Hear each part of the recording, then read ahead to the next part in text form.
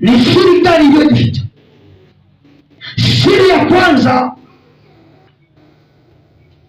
kuimba na kusifu ni silaha ya kupigana vita kiroho.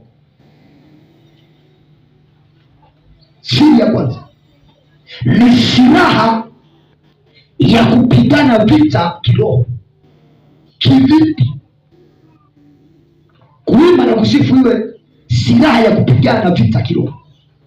Tunawaona watu wawili aliitwa Paulo na Sila. Hawa watu walikamatwa wakawekwa gerezani.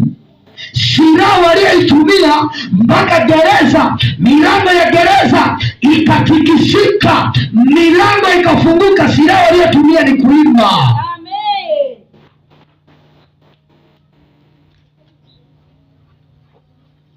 Yule shujaa. Amen. Kuna kitu umeanza kung'amua au? Amen. Silaha siri iliyojificha katika kuimba na kusifu.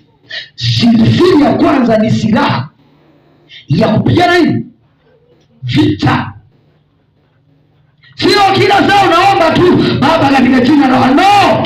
Kuimba na kusifu ni silaha kubwa ya kupigana vita kiroho. Amen. Kitabu cha Matendo ya Mitume, Matendo ya Mitume 16 mstari wa 25 na 26. Twende. Lakini panapo usiku wa manane. Rudia tena. Lakini panapo usiku wa manane. Rudia tena. Lakini panapo usiku wa manane. Rudia tena. Lakini panapo mwezi huu wa 8 2026 Paulo na Sila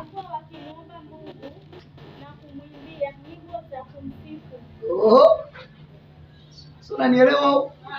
Paulo na Sila wakiwa gerezani walimuomba Mungu na kufanyaje? Paulo na Sila walikuwa wakimuomba Mungu na kumwimbia nyimbo za kumsifu, na wafungwa wengine walikuwa wakisikiliza. Sikiliza, kuna watu ambao ni wafungwa wamekaa mtaani kwako. Kuna watu ambao ni wafungwa hawaelewi. Kuna watu ambao ni wafungwa wasioelewa. Haleluya. Amen. Kwa hiyo siri ya kwanza, kuimba na kusifu ni silaha namba 1 ya kupigana vita kinini? Kiroho. Matendo ya Mitume 16:25 mpaka 26. Panapo majira yale yale